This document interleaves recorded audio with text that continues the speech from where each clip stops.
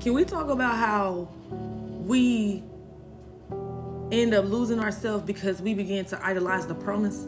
Like we begin to put things that God showed us that was for us before Him. Let's use for example, right?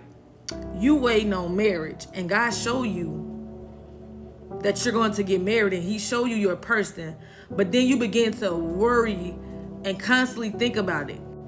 That's putting that promise before God.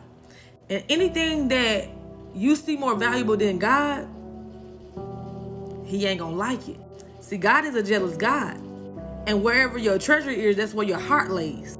So if you always thinking about this marriage, or you always thinking about this business, if you always thinking about whatever the case may be, money, then that shows you where your mind is, and whatever your mind is at and wherever your heart is, that's what you think about the most. Listen, we all know God's word doesn't come back void. He's not a God that lies. That His promises are yes and amen. And everything that He says He's going to do for us, we will see it.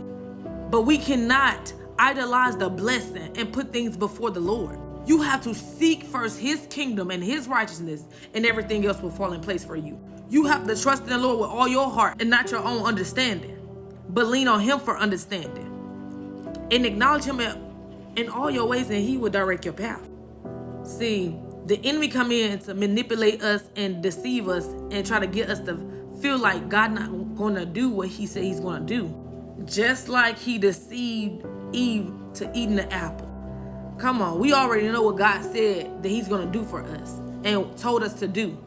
We have to be obedient in order to receive that blessing. Obedience is better than sacrifice.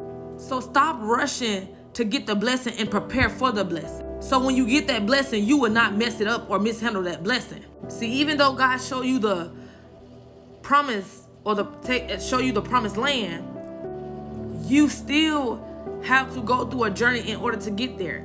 But don't prolong the journey. Don't make it longer than what it's supposed to. Be obedient and listen to the voice of the Lord. Do exactly what He tells you to do. Spend time with Him. Do not doubt. Have faith and have patience. See, God is long suffering. He can wait all day long, years if He have to. But it's about you. Are you patient enough to trust in the Lord and know that all things work out for the good of those who trust in Him and called according to His purpose? You got to learn to be still and allow God to be God. Listen, I love you with the love of the Lord. May the Lord bless you, keep you safe always. Be blessed.